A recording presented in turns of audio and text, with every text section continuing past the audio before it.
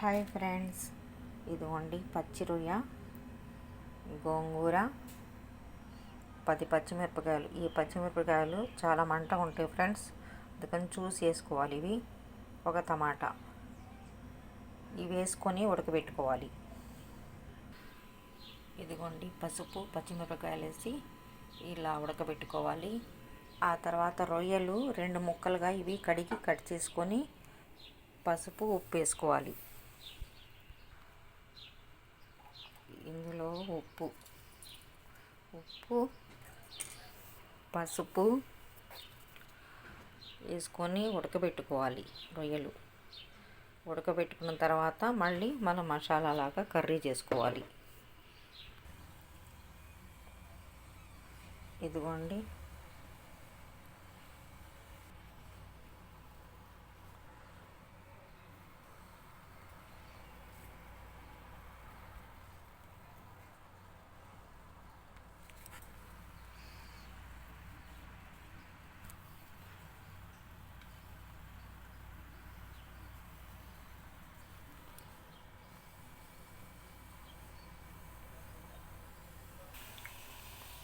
రొయ్యలు బాయిల్ అవుతున్నాయి.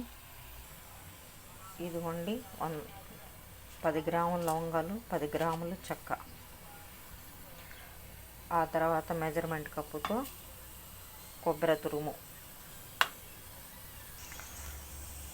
ఇదిగోండి ధనియాలు 1 కప్పు.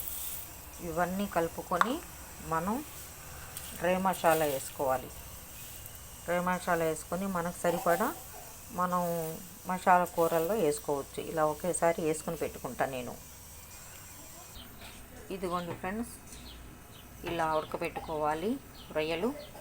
మెజర్మెంట్ గ్లాస్ ఆయిలు, 1 సగం ఉల్లిగడ్డ, 1 టమాటా, 3 పచ్చిమిరపకాయలు, 1 స్పూను అల్లం వెల్లుల్లి పేస్టు, మనకు డ్రై మసాలా, ఇది కొబ్బరి, లవంగం, చెక్క, ధనియాలు వేసి పొడి మసాలా చేసుకున్నది.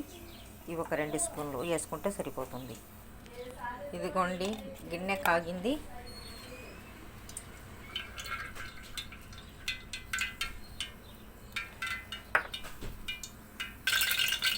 ఇదిగోండి ఆయిల్ కాగింది. ఉల్లిగడ్డ ముక్కలు వేసుకోవాలి ముందు. ఆ తర్వాత అల్లం వెల్లుల్లి పేస్ట్, ఆ తర్వాత టమాటా,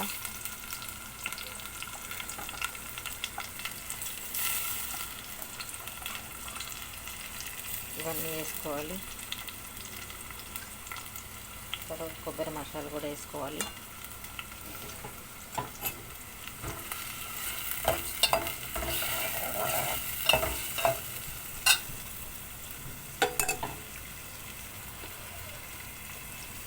ఆ తర్వాత కొంత పసుపు,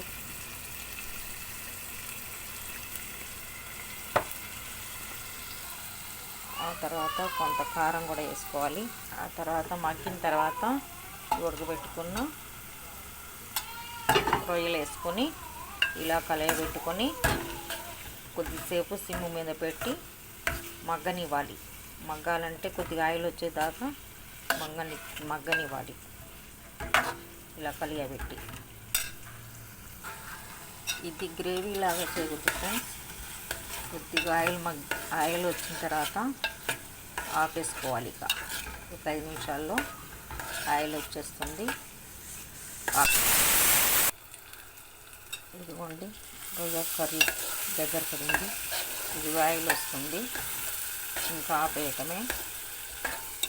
ఇదిగోండి గోంగూర కూడా అయిపోయింది.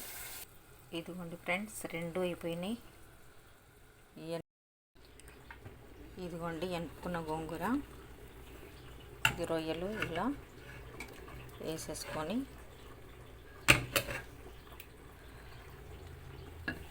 రొయ్యలు అందులో వేసుకున్నాం కదా, ఇలా గోంగూరలో కలియబెట్టుకోవాలి.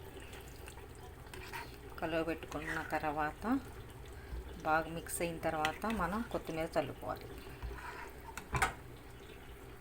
ఇలా కలియబెట్టుకోవాలి. ఉప్పు, కారం మనకు సరిపడా వేసుకుంటే సరిపోతుంది. ఆ తర్వాత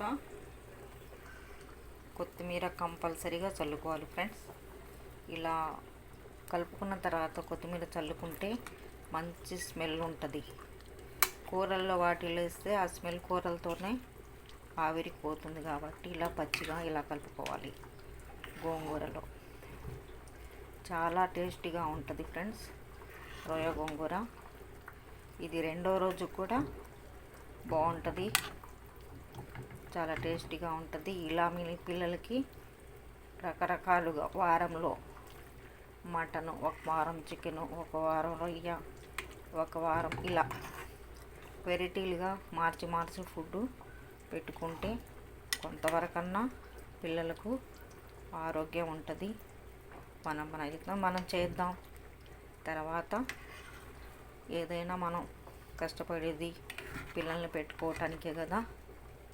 మన ఇంట్రెస్ట్గా మన పిల్లల్ని పెట్టుకుంటే మన పిల్లలు మన ఆరోగ్యాలు మన చేతిలో ఉంటాయి.